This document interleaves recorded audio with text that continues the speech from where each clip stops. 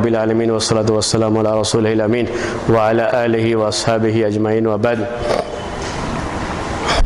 حدیث جبرائیل کے بارے میں بات چل رہی تھی اور اس بات کو ہم آگے بڑھائیں گے۔ حدیث جبرائیل میں بات آپ کے سامنے یہ آئی تھی کہ جبرائیل علیہ السلام اللہ کے رسول صلی اللہ علیہ وسلم کی خدمت میں صحابہ کے درمیان حاضر ہوئے تھے، انتہائی سفید کپڑے میں، اور انتہائی سر کے بال انتہائی کالے تھے یا بال انتہائی کالے تھے، اور اللہ کے رسول صلی اللہ علیہ وسلم کے بالکل قریب آ گئے اور آ کر کے انہوں نے اسلام، ایمان اور احسان کے بارے میں سوال کیا۔ اس کے بعد سوال کیا تھا اخبرنی عن الساعۃ، آپ قیامت کے بارے میں مجھے بتائیے۔ پچھلے ہفتے کے درس میں آپ کے سامنے یہ بات آئی تھی، تو اللہ کے رسول صلی اللہ علیہ وسلم نے جواب دیا مل مسئول عنہا بعالم من السائل، کہ جس سے سوال کیا جا رہا ہے وہ سوال کرنے والے سے زیادہ نہیں جانتا ہے۔ اور آپ نے اس جواب کے ذریعے سے یہ پورا سلسلہ ختم کر دیا کہ آئندہ کبھی کوئی بھی شخص قیامت کب قائم ہوگی اس کے بارے میں سوال نہ کرے۔ تو جبرائیل علیہ السلام نے اس کے بعد سوال کیا، جو آج کا درس ہے، وہ سوال کیا کہ فاخبرنی عن اماراتها، اخبرنی عن اماراتها، اخبرنی عن اماراتها، کہ مجھے اس کی علامتوں کے بارے میں بتائیے، یہ سوال کیا۔ اور بعض روایتوں میں عن اشراتها، تو چاہے آپ امارات کے بارے میں کہیں چاہے اشرات کے بارے میں کہیں، امارتن کا لفظ یا شرطن کا لفظ عربی میں علامت کے لیے استعمال کیا جاتا ہے، اسی لیے اس کا معنی ایک ہی ہوتا ہے کہ آپ ہمیں قیامت کی علامتیں بتائیے۔ قیامت کب واقع ہوگی یہ تو معلوم نہیں کسی کو بھی، یہ اللہ تبارک و تعالیٰ کو علم ہے، اللہ تعالیٰ کے علاوہ کسی کو علم نہیں کہ قیامت کب قائم ہوگی۔ لیکن قیامت کے قائم ہونے سے پہلے جو قیامت کی علامتیں ہیں آپ اس کے بارے میں بتائیے۔ تو اس حدیث میں، حدیث جبرائیل میں 2 علامتیں، جس کی تفصیل کرنے سے 3 علامتیں ہو جاتی ہیں، لیکن دوسری علامت میں 2 باتیں ہیں تو دونوں کو ملائیں گے تو اس طرح سے 3 علامتیں ہو جائیں گی۔ یہ جواب دیا اللہ کے رسول صلی اللہ علیہ وسلم نے، تو کہا پہلا جو ہے جواب کہ ان تلد الامۃ ربتها، ان تلد الامۃ ربتها۔ میں وہ لفظ آپ کو لکھ دیتا ہوں، جو روایتوں میں اختلاف ہے وہ بھی بیان کر دیتا ہوں۔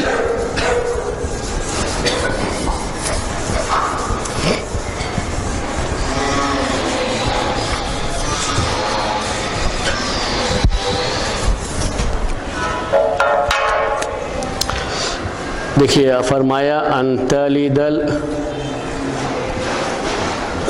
الامۃ ربتها،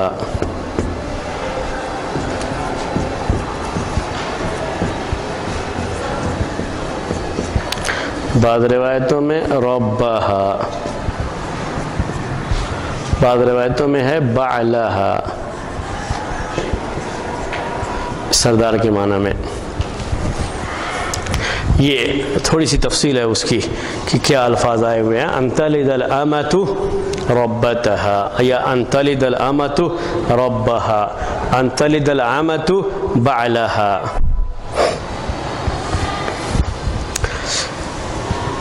الامۃ کہتے ہیں لونڈی کو، عربی میں الامۃ لونڈی، ربتها اس کی مالکن، لونڈی کی مالکن، مالکن رہے گی تو ربتن تا کے ساتھ، اور مالک کہنا ہو تو ربہا، اس کی لونڈی کا جو ہے مالک۔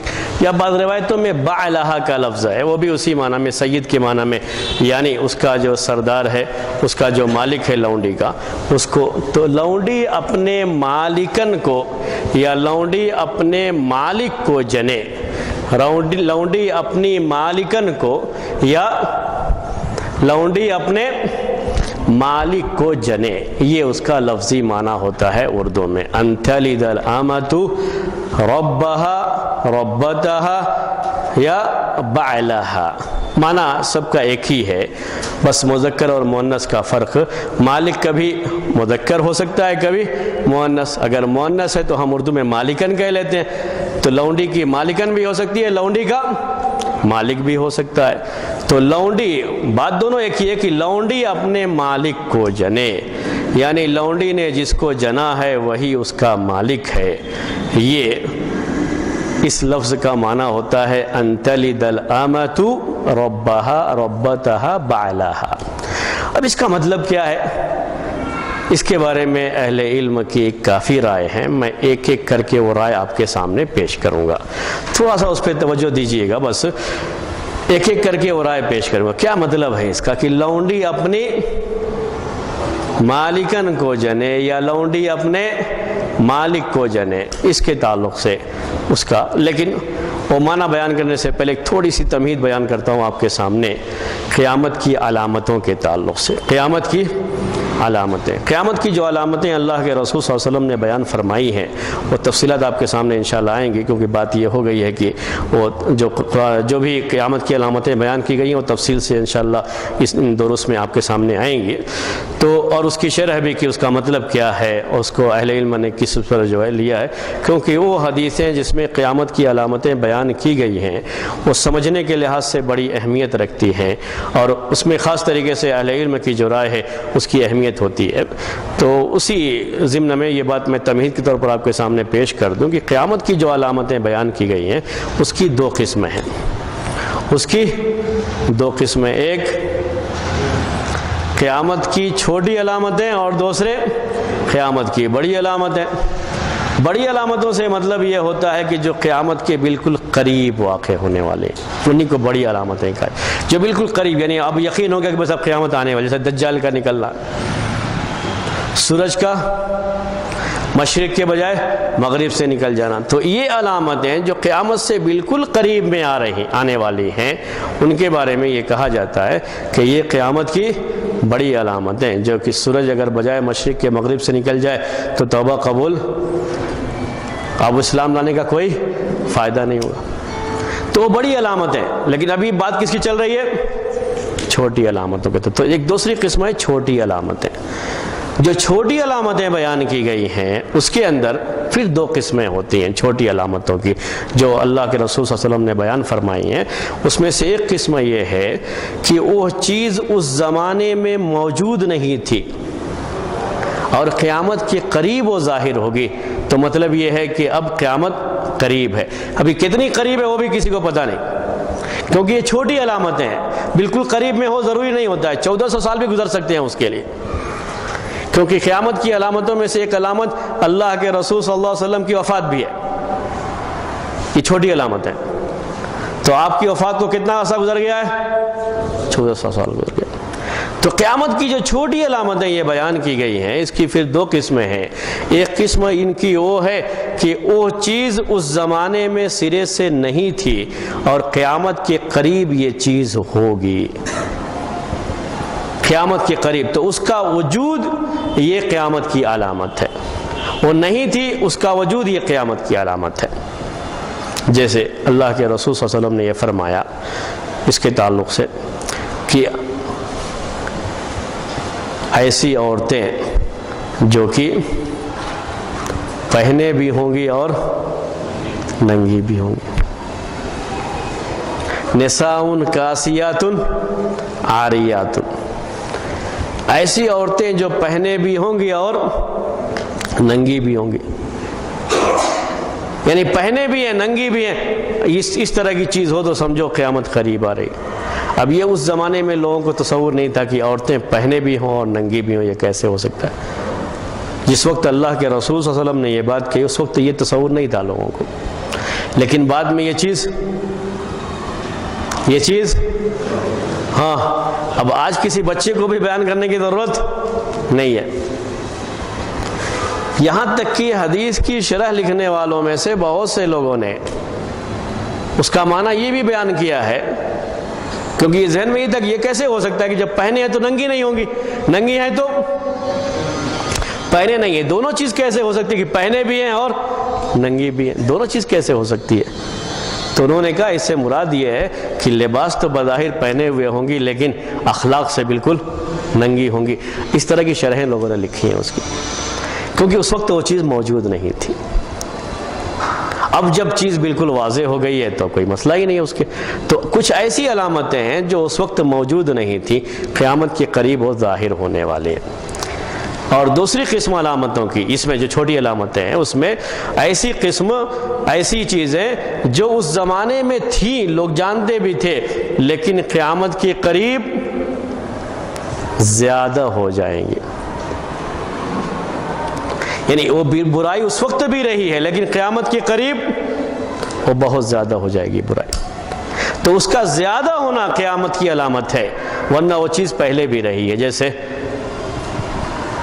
زنا کی کثرت، علم کا اٹھا لیا جانا، جہالت کی کثرت، جہالت تو اس وقت بھی تھی، کثرت الجہل، اس کی کثرت ہو جانا، اس طرح کی باتیں جو آپ کو آگے چل کر کے آئیں گی. تو یہ پہلے سے لوگ جانتے ہیں، اس کے بارے میں معلوم ہے، لیکن قیامت کے قریب یہ چیز زیادہ ہو جائے گی.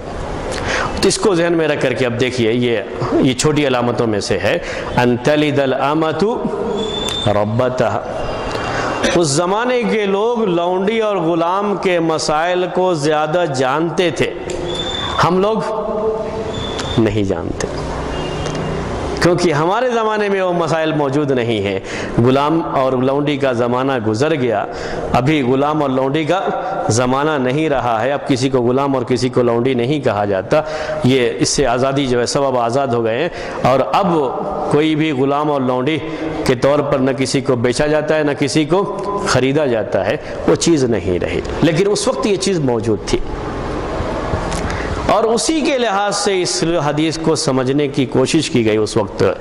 اور آپ جب شرح پڑھیں گے اس حدیث کی تو الفاظ ایسے ہی پڑھیں گے. آمتو کہتے تھے لونڈی کو،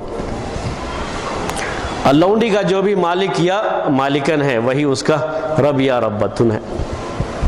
رب کے لفظ کو ذہن میں رکھیے کہ جب ربتن استعمال کیا جاتا ہے تا کے ساتھ، تو اس کو دوسرے کے لیے بھی استعمال کر سکتے ہیں. یعنی وہ رب اللہ تعالیٰ کے لیے جو استعمال کیا جاتا ہے، تا کے ساتھ کسی کے لیے بھی استعمال کر سکتے ہیں، کیونکہ تا کے ساتھ یہ مؤنث بن جاتا ہے، اور اللہ تعالیٰ کے لیے لفظ صرف مذکر کے طور پر استعمال ہوتا ہے.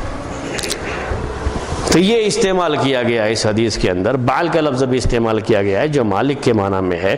اب وہ لونڈی اور غلام کا جو تصور تھا، اسی تصور کے ساتھ اس کو دیکھا گیا.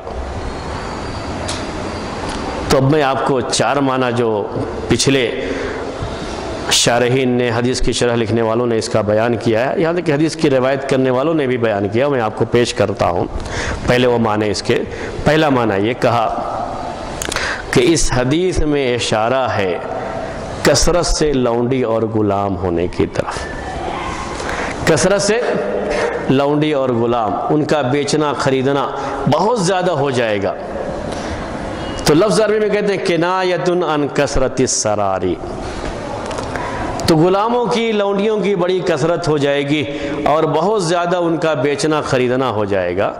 تو ایک غلام ایک لونڈی کو فلاں خرید رہا ہے، فلاں خرید رہا ہے، اس نے پھر بیچ دیا، اس نے خرید لیا، یہاں تک کہ وہی لونڈی کس کے پاس آ جاتی ہے؟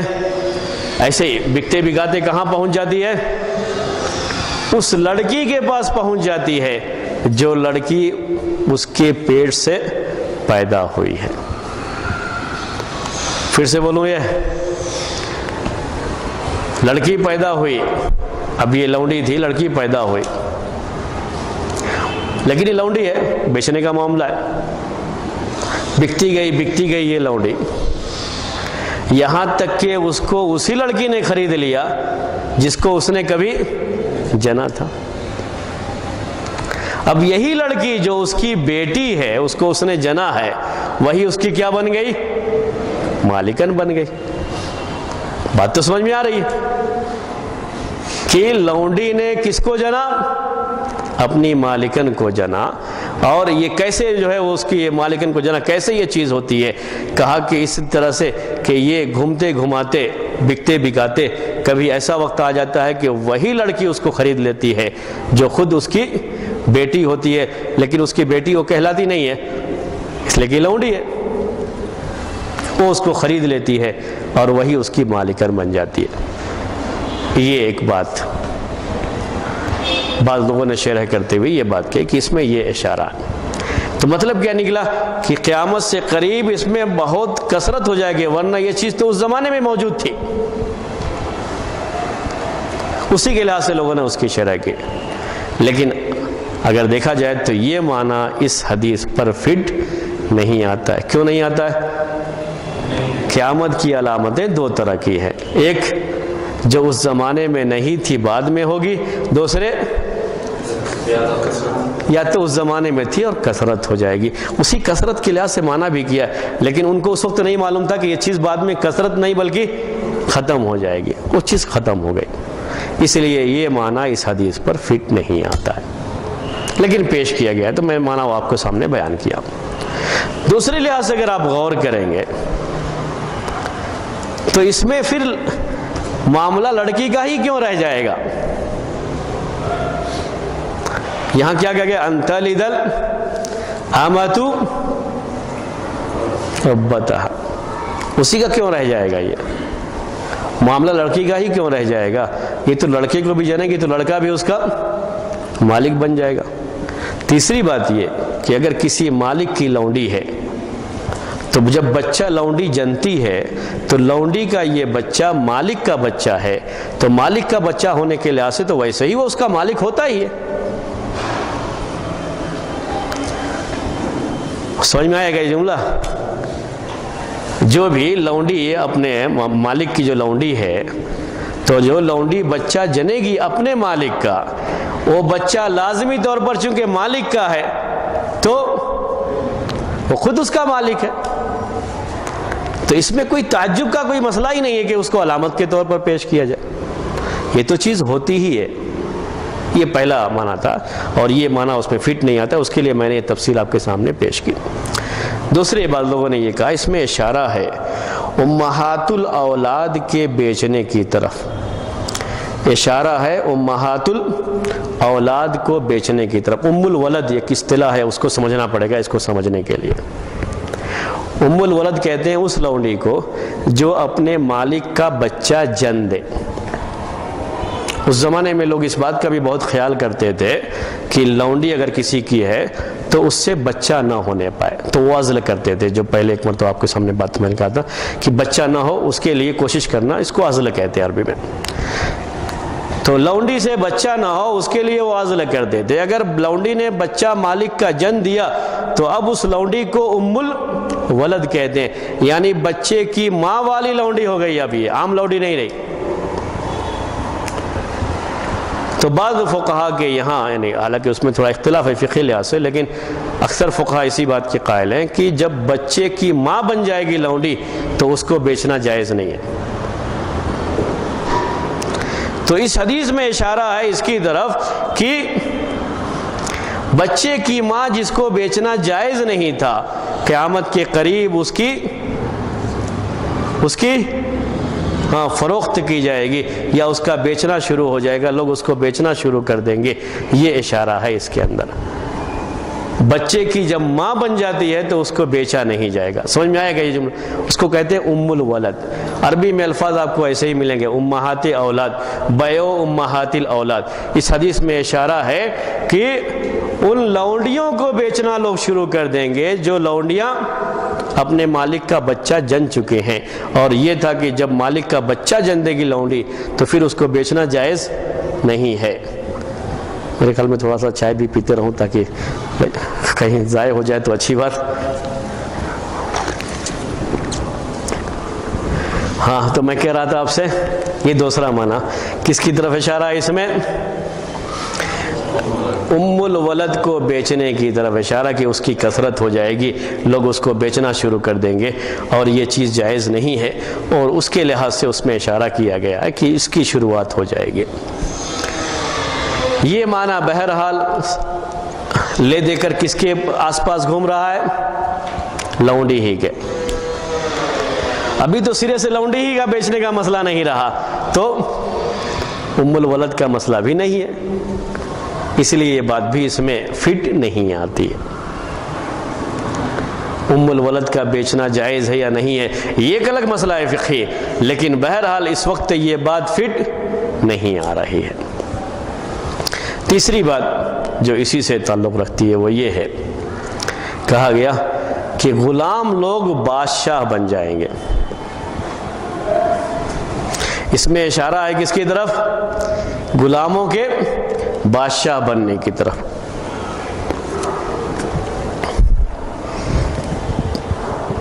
غلام لوگ بادشاہ بن سکتے ہیں؟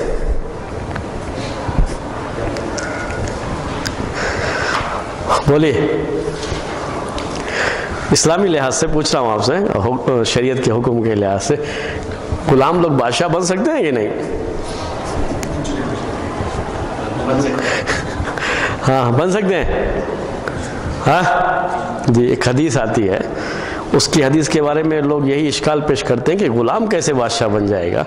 وہ اسمعوا واتیعوا، اسمعوا واتیعوا وان امر علیکم عبد حبشی کأن رأسہ زبیب، کہ تم سنو اور بات مانو، اگرچہ کہ تمہارے اوپر کوئی حبشی غلام امیر بنا دیا جائے تو اس کی بھی بات مانو، سنو۔ وہ امیر کی اطاعت کرنے کے بارے میں یہ آیت ہے، یہ حدیث ہے، اس کے بارے میں اللہ کے رسول صلی اللہ علیہ وسلم کا یہ فرمانا۔ تو وہاں پر یہ سوال آتا ہے، کیا کہتے ہیں، کیا غلام کیسے امیر بن جائے گا؟ اللہ کے رسول صلی اللہ علیہ وسلم تو کہتے ہیں کہ الائمۃ من قریش، جو بھی ائمہ یا خلفاء ہوں گے وہ کس میں سے ہوں گے؟ قریش میں سے ہوں گے۔ تو یہ کہاں سے غلام بن جائے گا؟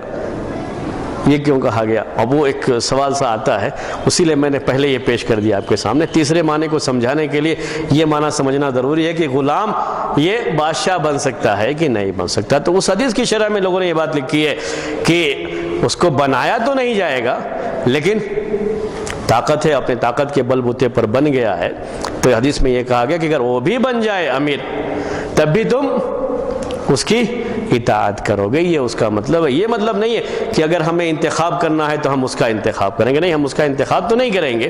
اور جو حدیث میں آتا ہے کہ خلفاء یہ قریش میں سے ہوں گے، یہ انتخاب کرنے کی بات ہے کہ ہم اگر منتخب کریں گے تو قریش میں سے کریں گے، لیکن کوئی آدمی اپنے طاقت کے بلبوتے پر اگر بن گیا ہے تو ہمیں اس کی اطاعت کرنی ہے، چاہے وہ حبشی غلام ہی کرو۔ تو یہ بات تھی کہ کوئی غلام بادشاہ بن سکتا ہے نہیں۔ تو تیسرا معنی یہ بیان کیا کہ اس میں اشارہ ہے غلاموں کے بادشاہ بننے کی طرف۔ اب دیکھیے اس کے لحاظ سے معنی، اس کا لفظ دیکھیے اور اس پر یہ کیسے فٹ آتا ہے۔ ان تلد الامۃ ربہا، ربتہا کا معنی پھر نہیں بیٹھتا ہے۔ کون سا معنی لینا پڑے گا؟ ربہا یا بعلہا، جبکہ اکثر روایتوں میں لفظ ربتہا ہی کا ہی آیا ہوا ہے۔ اب جب یہ بادشاہ بن گیا ہے غلام، تو لازمی طور پر اس کی ماں جو لونڈی ہے وہ اس کی رعایا ہے، تو وہ اس کی ماتحت ہی رہے گی۔ تو لونڈی نے اپنے مالک کو جنا، یعنی بادشاہ کو جنا ہے۔ جب وہ بادشاہ ہے تو بادشاہ کی ماں بھی اس کے حکم کے تحت ہی رہتی ہے، وہ اس کا بھی مالک ہی رہتا ہے جب بادشاہ رہتا ہے۔ تو اس لحاظ سے اس نے اپنے مالک کو جنا ہے۔ یہ تیسرا معنی بیان کیا گیا۔ اس میں اشارہ ہے کس کی طرف؟ کہ غلام لوگ بادشاہ بن جائیں گے۔ اس میں بھی پھر وہی اعتراض آتا ہے کہ یہ بھی لے دے کر کے گھوم پھر کر کس کے ارد گرد گھوم رہا ہے؟ وہی غلام اور لونڈی کے اسی کا خیال کیا گیا، لیکن یہ زمانہ تو بالکل گزر چکا ہے۔ دوسری بات یہ بات اسی شکل میں کیوں کہیں گے ہم آج؟ جی، کسی بھی ملک کے بادشاہ کا نام لے لیجئے، میں بولوں۔ ہاں، کسی بھی ملک کا بادشاہ، اس کی جو ماں ہے اس کی رعایا ہے، تو اس نے ماں نے اپنے مالک کو ہی جنا ہے۔ یہ لونڈی کے بارے میں ہی بات کیوں ہوگی؟ یعنی یہ تو ہر بادشاہ اور ہر رعایا کے تعلق سے ہے۔ اس زمانے میں بھی ہے، اس کے پہلے بھی رہا، اور ہمیشہ یہ چیز رہے گی۔ یہ قیامت کی علامت کیسے بن سکتی ہے جو چیز ہمیشہ رہے گی؟ سمجھ رہے ہیں کیا؟ ابھی جتنے بھی بادشاہ لوگ ہیں ان کی ماں نے ان کو جنا ہے، وہ بادشاہ بن گئے تو ان کی ماں ان کی کیا ہو گئی؟ رعایا ہو گئی، اس کی پبلک ہے، وہ اس کے مالک ہو گئے۔ وہ چیز تو ہر ایک میں آتی ہے، تو اس لحاظ سے بھی معنی بیٹھتا نہیں ہے۔ چوتھا معنی یہ کہا کہ اس میں اشارہ یہ ہے اس میں اشارہ ہے کہ کبھی ایسا وقت ہو جائے گا کہ جو لونڈی جننے والی ہے بچے کو، اس کا بچہ بعد میں کسی نے اس کو آزاد کر دیا. اس کو پہلے غلام، جب بچہ پیدا ہوا تو غلام ہی تھا، لیکن وہ کسی نے اس کو آزاد کر دیا. آزاد کرنے کے بعد اس پیسہ کمایا. جب تک غلام پیسہ کماتا ہے وہ مالک کا ہوتا ہے، وہ اس کو مالک نہیں ہوتا ہے وہ. لیکن آزاد ہو کر کے پیسہ کمائے گا تو وہ کیا بنتا ہے؟ مالک بنتا ہے. اب وہ پیسہ کمایا، پیسہ اس کے پاس ہو گیا. اس کے بعد یہ جو اس کی ماں تھی جس نے اس کو جنا تھا، یہ بکتے ہوئے وہی اس کو خرید لیتا ہے. اس طریقے سے جو اس کا اپنا بیٹا ہوتا ہے وہی اس کا مالک، یا جو اس کی اپنی بیٹی ہوتی ہے وہی اس کا مالک بن جاتا ہے. تو اس کی بیٹی اس کی مالک، یا اس کا بیٹا اس کا مالک بن جاتا ہے. یہ بھی گھوم پھر کر کے جو پہلا معنی میں نے بیان کیا تھا اسی کے ارد گرد آتا ہے یہ سب.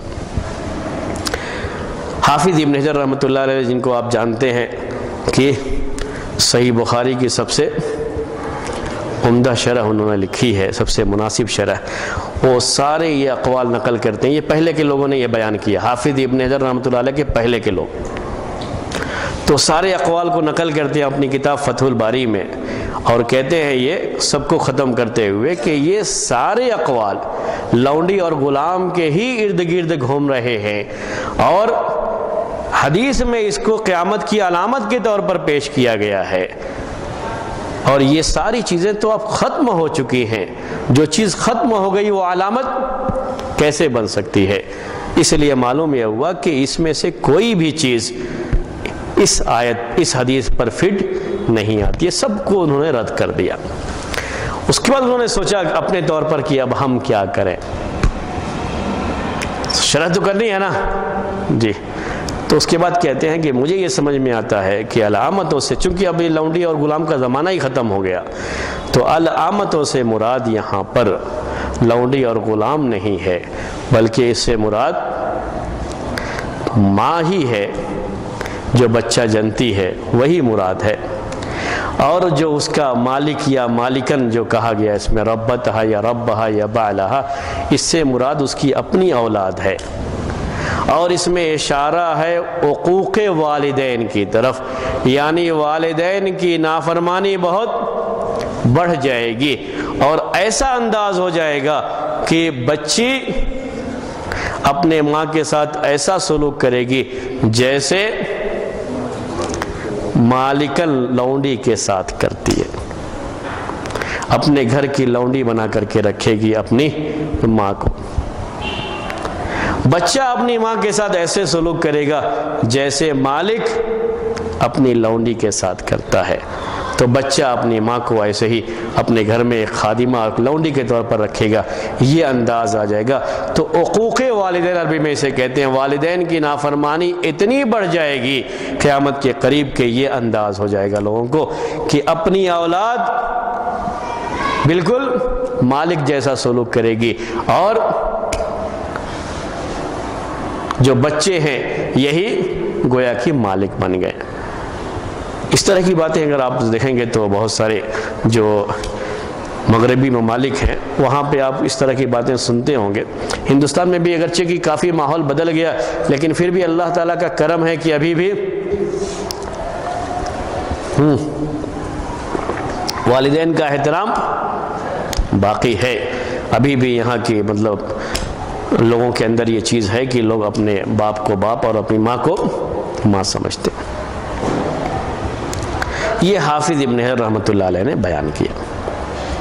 حافظ ابن حجر رحمۃ اللہ علیہ کے اس قول کے تعلق سے اگر دیکھا جائے تو جہاں تک والدین کی نافرمانی کی بات ہے تو یہ پھر پہلے بھی رہی ہے، ابھی بھی ہے، اور قیامت کے قریب کیسی ہوگی اس کا ہمیں تو پتہ نہیں ہے.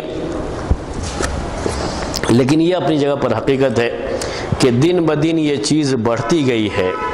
اس میں اضافہ ہوتا گیا ہے کہ والدین کی نافرمانی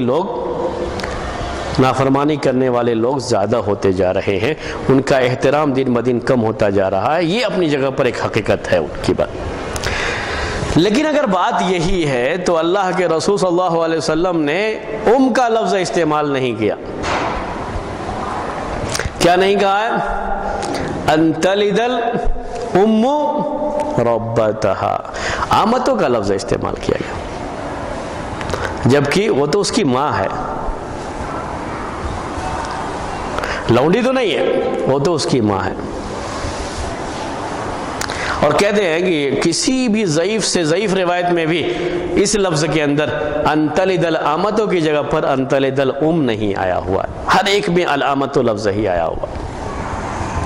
اسی طریقے سے والدین کی نافرمانی بھی ایک ایسی چیز ہے جو بہرحال چیز سمجھی جاتی رہی ہے، لوگ جانتے رہے ہیں اس کو، اور کم و بیش ہر معاشرے میں یہ چیز رہی ہے کہ والدین کی نافرمانی لوگ کرتے رہے ہیں۔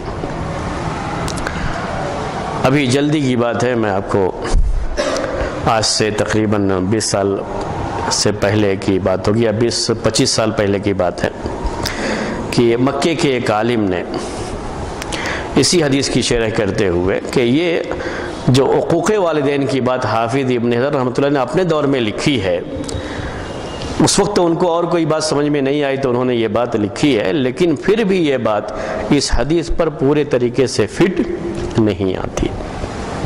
الفاظ جو حدیث کے ہیں ہم اس کی تعویل کریں تو الگ بات ہے، تو ہمیں تعویل کرنی پڑتی ہے کہ اس کا مطلب آمتوں کا مطلب ہی ہے، لیکن وہ چونکہ سلوک ایسا کر رہا ہے جیسے لونڈی کی ذات کیا جاتا ہے، اس لیے یہ لفظ استعمال کیا گیا۔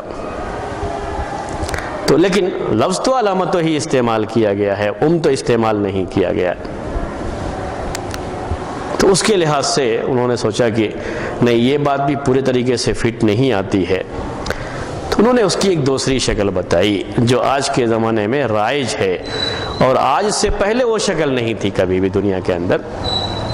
وہ شکل کیا ہے؟ اس شکل کو سمجھنے کے لیے کچھ اصطلاحیں ہیں، ٹیکنیکل ورڈز ہیں، اس کو پہلے آپ کے سامنے پیش کر دیں۔ عربی میں کہا جاتا ہے طفل الانابیب، طفل الانابیب، جسے ہم آج کی زبان میں کہتے ہیں ٹیسٹ ٹیوب بیبی۔ اور دوسرا لفظ جو ہے تلقیح کا استعمال کیا جاتا ہے، اس کا یہ ہے کہ جو میاں بیوی، شوہر اور جو بیوی ہیں، یہ خود بچہ، اپنا بچہ تو چاہتے ہیں لیکن عورت جو ہے بچہ پیدا کرنا نہیں چاہتی ہے، تو اس کے ذریعے سے باقاعدہ جو آج کے زمانے کے لحاظ سے طریقہ ہے ان کا یہ کہ دونوں میں سے ہر ایک کا جو نطفہ ہے، مادہ منویہ جسے ہم کہتے ہیں، منی، اور واضح لفظوں کو منی کو لے کر کے، دونوں کا نکال کر لے کر کے ایک ٹیوب کے ذریعے سے اس میں اس کو رکھ کر کے تلقیح کا عمل ہوتا ہے، یعنی دونوں کے ایک دوسرے کے ساتھ ملنے کا، اور اسی کے بعد بچہ پیدا ہوتا ہے جو عورت کے پاس ہوتا ہے، جسے بیضہ کہا جاتا ہے عربی میں، عورت کے پاس جو مرد کے پاس ہے جو جراثیم کہلاتے ہیں، جس میں بچہ پیدا کرنے کی صلاحیت ہوتی ہے، وہ بچہ بنانے کی جو ہے وہ ہوتی ہے، صلاحیت ہوتی ہے، دونوں کے ملنے کے بعد ہی وہ بچہ تشکیل پاتا ہے۔ تو یہ پورا عمل باہر ہوتا ہے،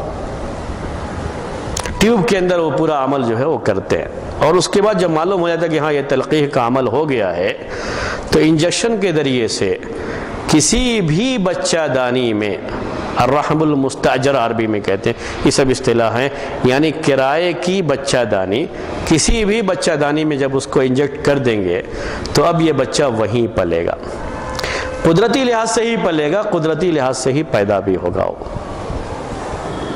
لیکن تلقیح کا عمل کہاں ہوتا ہے؟ ٹیوب میں ہوتا ہے۔ تو مختلف ممالک میں، یورپین ممالک میں، امریکہ میں، وہ کتاب میں امریکہ کے بارے میں خاص طریقے سے لکھا ہوا تھا، عربی میں یہ پورا ایک آیا ہوا تھا، آرٹیکل آیا ہوا تھا، اور مکے میں ایک یہ ہے رابطہ عالم اسلامی کا میگزین عربی میں، اس میں وہ شائع ہوا تھا، بعد میں اس کو اردو میں بھی ترجمہ کر کے وہیں کے ایک عالم نے جو اصلاً انڈین ہے لیکن ان کے پاس سعودی نیشنلٹی ہے، انہوں نے اس کو جو ہے ترجمہ کر کے اردو میں بھی شائع کیا تھا۔ تو کہا کہ اس سے اس کی طرف اشارہ ہو سکتا ہے، اب کیسے اس کے اوپر فٹ آتا ہے اس کو سمجھیے بس۔ کہا کہ وہ عورتیں جو یورپین ممالک میں یا امریکہ میں بچہ پیدا کرنا نہیں چاہتی ہیں، اور ایسا ہے ان کا معاملہ کہ وہ اپنے حسن کو باقی رکھنے کے لیے بچہ پیدا کرنا نہیں چاہتی ہے، لیکن یہ تو خواہش ہے کہ ہمارا بچہ ہو، لیکن یہ خواہش نہیں ہے کہ ہم بچہ پیدا کریں، ہمارا بچہ ہو تو اس کے لیے ان کا طریقہ یہ ہوتا ہے کہ ان کا بھی جو ہے وہ منی لے کر کے اور شوہر کا منی لے کر کے ٹیوب میں اس کا تلقیح کا عمل کر کے، ایسی عورتیں بھی وہاں پر ہیں جو عورتیں کرائے پر بچہ دوسروں کے لیے پیدا کرتی ہیں، ان کا اپنا بچہ نہیں ہوگا، یعنی ان کی جو بچہ دانی ہے، جو رحم جسے عربی میں کہا جاتا ہے، اس کو وہ کرائے پر دیتی ہے، اس کے لیے وہ تیار ہیں۔ تو باقاعدہ جو شوہر اور بیوی، جن کی بیوی نہیں چاہتی کہ میں بچہ پیدا کروں لیکن ان دونوں کا اپنا بچہ ہو یہ چاہتے ہیں، تو وہ کرائے پر کسی عورت کی بچہ دانی حاصل کرتے ہیں۔ عورت کی بچہ دانی کا مطلب عورت جو ہے کرائے پہ حاصل کی جاتی ہے، لیکن چونکہ کرایہ صرف بچہ دانی کا ہوتا ہے اس لیے یہ بات کہی جاتی ہے کہ بچہ دانی کو کرائے پر حاصل کرتے ہیں۔ اس کے ساتھ معاملہ طے ہوتا ہے کہ ہم اتنے لاکھ لیں گے، بچہ پیدا کریں گے آپ کا، ہماری یہ ضروریات آپ کو پوری کرنی، جو بھی طے ہوتا ہے، جو اس کی اجرت یا مزدوری، جو اس کا پیسہ طے ہوتا ہے، وہ پیسہ وہ لینے کے لیے تیار ہیں اور ہم پیدا کریں گے۔ ایسی عورتیں بہت ساری ہیں جو یہ کام کرتی ہیں۔ اب انجیکشن کے ذریعے سے اس کے رحم میں یہ مادہ داخل کر دیا جاتا ہے، تو ان دونوں شوہر اور بیوی کا بچہ اس کرائے کی عورت کے بچے اس میں پیٹ میں پلتا ہے یہ بچہ، اور جیسے ڈیلیوری ہوتی ہے ویسے اس کی ڈیلیوری بھی ہوتی ہے، بعد میں یہ بچہ اس عورت کو دے دیا جاتا ہے، جن کا اصل بچہ ہے ان کو دے دیا جاتا ہے، یہ اس کی شکل ہوتی ہے۔ وہ اپنا پیسہ لے لیتی ہے عورت، اس کے بعد جو ہے چلی جاتی ہے، پھر دونوں کا آپس میں کوئی تعلق نہیں رہ جاتا ہے۔ وہ ویسے ہی جیسے آپ نے عمارت کے لیے کسی مزدور کو رکھا، وہ آپ کی بلڈنگ بنا دیا اور چلا گیا اپنی مزدوری لے کر کے، ویسے ہی یہ کرائے کی بچہ دانی ہے، اس نے کرائے پر دیا، بچہ پیدا ہوا، بچہ پیدا کر کے وہ چلی گئی عورت۔ یہ پوری شکل ہے اس کی، جو پوری شکل کو ذہن میں رکھیں۔ تو کہا کہ اس شکل پر یہ حدیث زیادہ فٹ آتی ہے، ان تلد الامۃ لربتھا، یہ معنی کریں گے۔ اس کا معنی اس وقت ہوگا کہ آمتو، ابھی جو اجرت پر کام کرنے والے ہیں ان کے لیے بھی لفظ استعمال کیا جاتا ہے۔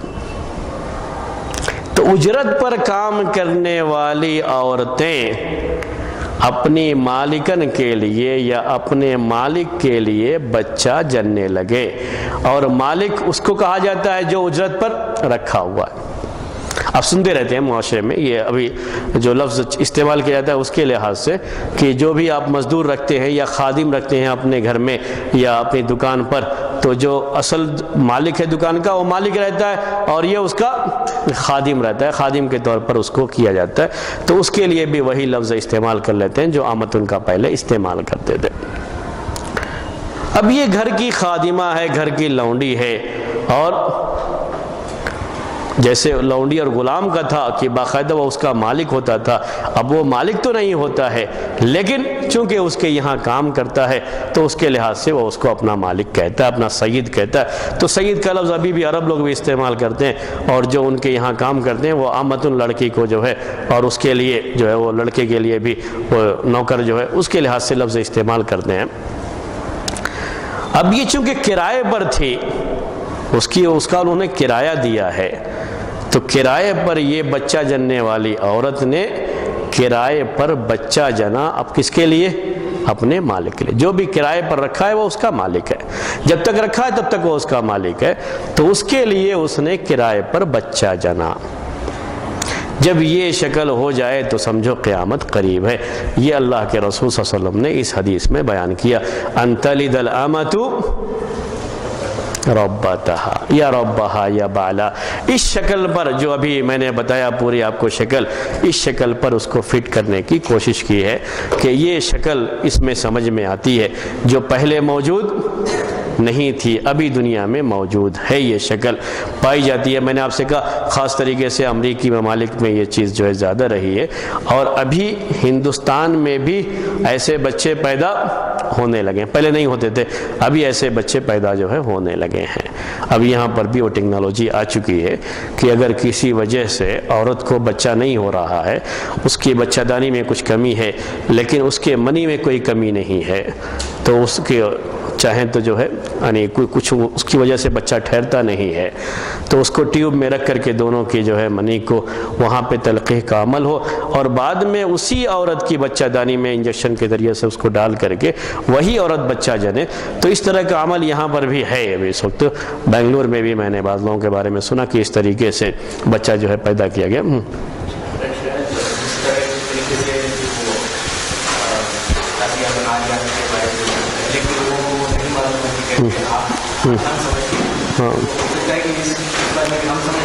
جی جی ہاں، تو یہ چیز یہ ہے، یعنی اس کو بیان کیا گیا کہ اس پر یہ چیز فٹ آتی ہے، لیکن اگر آپ دیکھیں گے تو مکمل طریقے سے ابھی بھی فٹ نہیں آتی ہے۔ یعنی میں نے جو غور کیا تو اس شکل پر بھی مکمل طریقے سے تو یہ حدیث فٹ نہیں آتی ہے، لیکن یہ آخری بات ہے جو اس حدیث کی شرح میں کہی گئی ہے کہ اس پر جو ہے یہ چیز، یعنی جو ابھی بچہ دانیاں اور کرائے پر لینا اور کرائے پر لوگوں کے لیے بچے جننا، یہ جو شکل پیدا ہو گئی ہے دنیا کے اندر، یہ اس کی شکل ہے۔ یہ جائز ہے ناجائز ایک الگ مسئلہ ہے، اس کے بارے میں بحث نہیں کر رہے ہیں یہاں پر، بس یہ چیز پائی گئی تو گویا کہ ایک علامت ہے قیامت کی جو ظاہر ہو چکی ہے، چھوٹی علامت ہے، بڑی علامتوں میں سے نہیں ہے، ظاہر ہو چکی ہے، تو گویا کہ قیامت قریب ہے، اس کا ایک جو ہے بیان اس سے ہوتا ہے۔ لیکن میں پھر بھی یہ بات کہتا ہوں آپ سے کہ ہو سکتا ہے آگے چل کر کے کوئی ایسی شکل اور آ جائے جو بالکل اس کے اوپر فٹ آ سکتی ہو، اس سے بھی کوئی ایسی شکل آگے چل کر کے آ سکتی ہے، لیکن اب تک جو اس حدیث کی شرح میں بات کہی گئی ہے وہ بات میں نے آپ کے سامنے پیش کر دیا ہے، اس کی پوری جو ہے تفصیل آپ کے سامنے آ گئی۔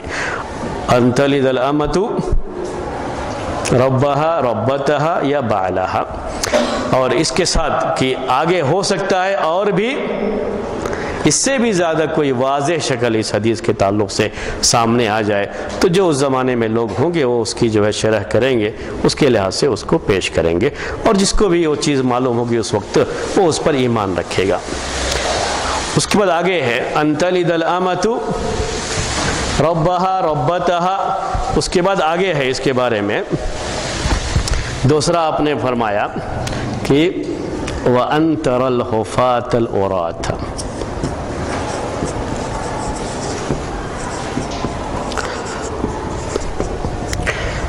رعاء الشاء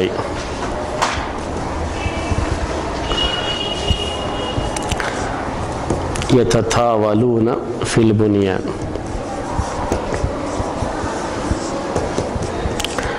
اسی میں بعض روایتوں میں ہے ملوک الناس، تو میں نے آپ سے کہا تھا کہ اسی میں دو نشانیاں بیان کی گئی ہیں۔ دیکھیے اس کا معنی کیا ہے، ان تر الحفاۃ العراۃ، حفاۃ کہتے ہیں جو شخص ننگے پیر رہتا ہے، پیر میں چپل جوتا نہیں ہے تو اس کو کہا جاتا ہے عربی میں حافن، اس کی جمع ہے حفاۃ، ننگے پیر رہنے والے، ننگے پیر رہنے والے، العراۃ ننگے بدن رہنے والے، ننگے جسم رہنے والے، جسم پر کپڑا معمولی سا، ویسے تو بالکل ننگے نہیں رہتے، معمولی سا کپڑا ہے، صرف ایک دھوتی پہنے ہوئے ہیں اور ویسے ہی گھومتے رہتے تھے۔ کسی زمانے میں آپ نے دیکھا ہوگا لوگوں کو کہ پیر میں چپل نہیں اور بدن پہ اوپر کوئی کپڑا نہیں، بس یہ ایک دھوتی سی جو ہے باندھے ہوئے ہیں۔ رعاء الشاء یہاں کے لحاظ سے ہم دیکھیں گے تو بالکل بکریوں کے چرواہے، بعض روایتوں کے لحاظ سے کالے کلوٹے، یعنی اس طرح کا لفظ آتا ہے، یا اونٹ کے چرواہے، تو چاہے بکریوں کے چرواہے ہوں، اونٹ کے چرواہے ہوں، ایک بات ہے کہ جانوروں کو چرانے والے ایسے لوگ تھے جو جانوروں کو چرایا کرتے تھے، یہی ان کا کام تھا، چاہے وہ بکریاں چرانے والے ہوں چاہے اونٹ چرانے والے ہوں۔ اور کیسے رہتے تھے؟ بالکل ننگے رہتے تھے، بدن پہ ڈھنگ کا کپڑا بھی نہیں ہوتا تھا، ننگے پیر رہتے تھے، لیکن یہ لوگ کیا کر رہے ہیں؟ یتطاولون فی البنیان، بلڈنگ بنانے میں ایک دوسرے پر فخر کر رہے ہیں کہ میری بلڈنگ سب سے اونچی ہے، وہ کہ میری بلڈنگ سب سے اونچی ہے۔ یہ آپ دیکھیں تو یہ بھی قیامت کی علامت ہے۔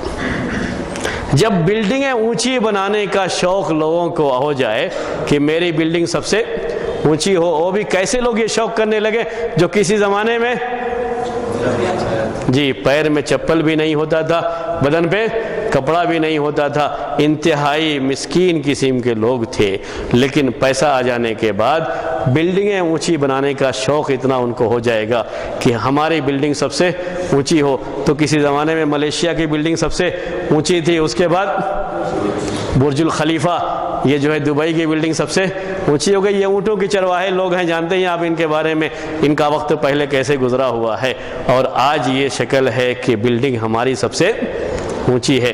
یہ چیز جائز ناجائز الگ معاملہ ہے، لیکن ایک واقعہ ہے جو لوگوں کے درمیان ہے، لوگوں کو پیش آ رہا ہے۔ ہندوستان میں بھی آپ دیکھیں گے کہ آپ کے قریب پاس بھی رہنے والے بہت سے ایسے لوگ ہوں گے جو کسی زمانے میں ننگے پیر ویسے ہی گھما کرتے تھے، بدن پہ ڈھنگ کے کپڑے بھی نہیں ہوتے تھے، آج ساہوکار بنے بیٹھے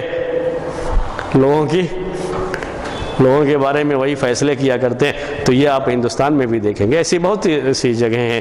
کسی زمانے میں یہ جو یادو آپ کہتے ہیں، یادو کیا ہیں؟ یہ جو ہے گائے اور بھینس کے چرانے والے لوگ تھے کسی زمانے میں، لیکن آج وہی وزیر اعلیٰ اور وزیر اعظم بننے کے خواب دیکھے بیٹھ، ہوتا ہے نہیں ہوتا ہے سب چیزیں نہیں۔ یہاں پر بھی ہے، یہ چیزیں ہیں کہ آپ دیکھتے ہیں کہ حالات ایسے جو ہے بدل جائیں گے۔ تو اللہ کے رسول صلی اللہ علیہ وسلم نے اس کی طرف اشارہ کیا، اور بھی کچھ باتیں ہیں انشاءاللہ آپ کے سامنے اس کے تعلق سے آئندہ درس میں جب اور نشانیوں کے بارے میں وضاحت آئے گی تو وہ وضاحت بھی انشاءاللہ آئے گی۔ اور آج کا درس بہرحال اسی پر ختم کرتے ہیں۔ سبحانک اللہم و بحمدک اشہد ان لا الہ الا انت استغفرک۔